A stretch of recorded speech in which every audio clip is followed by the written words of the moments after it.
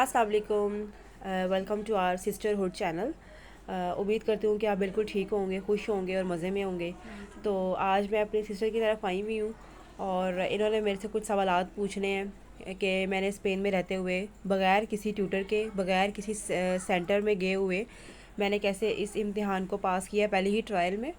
और ये मैंने आपके साथ शेयर तो करना है आपने इस थ्योरी वीडियो की में। तैयारी कहाँ से की थी? किसी आप स्कूल गई थी? नहीं, मैं स्कूल नहीं गई किसी भी। ठीक है, मेरा एक कंसेप्ट है, वो ये है कि अगर आपको इंग्लिश आती है तो आप एक ऐप ख़रीद के, जो कि कंपाना में है, बार्सिलोना में डीजीटी के ऑफिस से आप ऐप ख़रीदते हैं, जो कि 15 यूरो और 81 सेंट की ऐप है। क्या उसी ऐप से सारे क्वेश्चंस आते हैं या हाँ हमें आउट ऑफ सिलेबस भी आ सकते हैं? नहीं नहीं, उसी ऐप से ही आते हैं, ज़्यादा से ज़्यादातर उसी ऐप से आते हैं। एक दो होते हैं जो आउट ऑफ सिलेबस भी आ जाते हैं, लेकिन जो जहाँ से मैंने तैयारी की है, जो यानी डीजीटी की जो ऐप है, अपनी ऑफिशियल ऐप है, उसमें से ही सारे सवाल आए थे। और मैंने अपना माशाल्लाह से इम्तिहान जो है वो पहले ट्रायल में पास कर लिया था। माशाल्लाह। तो एक मेरी फ्रेंड है, तो उसने तो स्कूल जाके तैयारी की है, तो क्या ऐसी डिफ़िकल्टी होती है कि उसे स्कूल जाना पड़ा है? उसे हालांकि इंग्लिश भी आती है, बहुत अच्छे तरीके से आती है उसे इंग्लिश, लेकिन उसने तो स्कूल ज्वाइन किया है। तो क्या मैं भी चाह रही हूँ कि मैं लाइसेंस करूँ, थ्योरी पास करूँ, तो मैं स्कूल जाऊँ या घर में करूँ? मुझे ये समझ नहीं आ रही। वही ना, यही मैं कह रही हूँ ना कि डिपेंड करता है कि आप कैसे समझते हो उसको। जैसे कि फ़र्ज़ करो इंटर अर्बन रोड है, अब हर बंदे को तो नहीं पता कि इंटर अर्बन रोड क्या होती है। तो आप उसको गूगल करके देख सकते हो कि इंटर अर्बन रोड क्या होती है, ताकि आपको पता लग जाए। बाकी सारे तो उसूल ही हैं।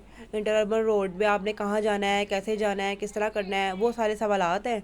और कंसेप्ट जो है वो आप गूगल से भी ले सकते हो। ज़रूरी नहीं है कि आप सेंटर में जाओ, वहाँ पे फ़ीसें पे करो, फिर ऐप लो उनसे 300-400 यूरो की, और फिर आप तैयारी करो। आप पहले ख़ुद भी ट्राई कर सकते हो। अगर ना समझ आए तो फिर तो ठीक है। अगर आपको इंग्लिश आती है तो आप घर में भी तैयारी करके आराम से पेपर दे सकते हो। मेरे बहुत से जानने वाले लोग हैं जिन्होंने घर बैठ के ही तैयारी की है और घर बैठ के ही पेपर दिया। तो ये अब आप चने बना रही हैं यहाँ पे? हाँ जी, मैं ना साथ में ये चने बना रही हूँ। पहले मैंने करेले काटे थे, क्योंकि वो परसों के मैं लाई हुई थी तो वो ख़राब हो रहे थे। मैंने कहा चलो अब करेले काट लूँ। तो अब मैं चने बना रही हूँ। आपको पता है घरे काम तो ख़त्म नहीं होते। अच्छा, मैंने आपसे एक और सवाल पूछना था कि जो स्कूल की तरफ से ऐप मिलती है और जो आप डीजीटी का मुझे बता रही हैं, क्या उसके क्वेश्चंस सेम होंगे या थोड़े डिफरेंट होते हैं? बस लैंग्वेज का थोड़ा डिफरेंट होता है। डीजीटी में अपनी लैंग्वेज होती है, कंसेप्ट तो एक ही होता है ना।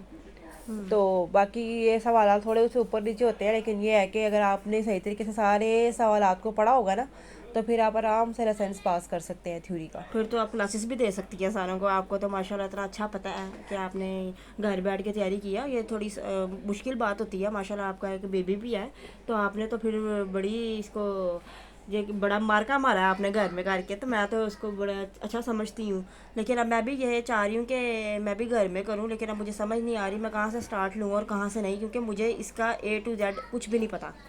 हाँ, तो कोई बात नहीं, मैं आपको समझा दूंगी। आप आए मेरे पास, मैं आपको समझाती हूँ सारे सवालात। अगर समझ नहीं आएगी तो फिर मेरे से बहुत से लोग हैं जो सवाल की समझ आती है, वो कमेंट्स में मुझे मेरे से पूछ सकते हैं कि यहाँ पे मुझे हमें सवाल में समझ नहीं आ रही। तो मैं आपको गाइड करूँगी इंशाल्लाह, जहाँ तक हो सके मैं आपको गाइड करूँगी।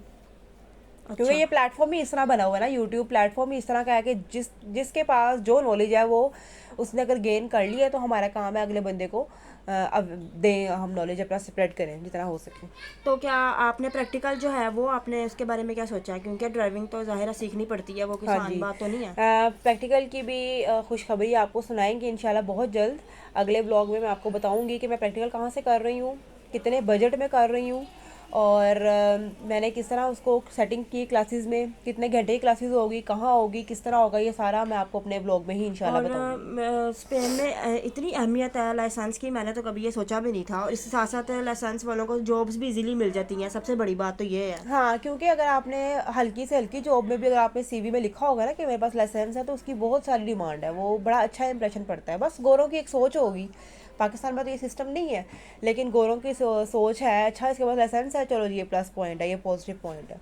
तो इस लिहाज से ये अच्छा माना जाता है। अदरवाइज़ ड्राइविंग करनी नहीं करनी है तो एक अलहदा बात है, लेकिन ये है कि ये एक ज़रा अच्छा इंप्रेशन पड़ता है सीवी में ना।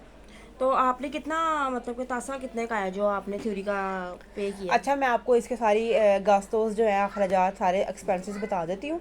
100 यूरो का जो है वो चालान फॉर्म है, यानी इंग्लिश में चालान फॉर्म बोलते हैं और स्पेनिश में कहते हैं तासा। ठीक है, 100 यूरो का तासा है। 15-20 का जो है हम मेडिकल कर सकते हैं, 15-20 का मेडिकल है, ठीक है। और उसके बाद जो है जनाब जी 15 यूरो 81 सेंट की एप्लीकेशन है जहाँ से आपने तैयारी करनी है, तो ये राउंड अबाउट 150 यूरो बन जाता है तकरीबन।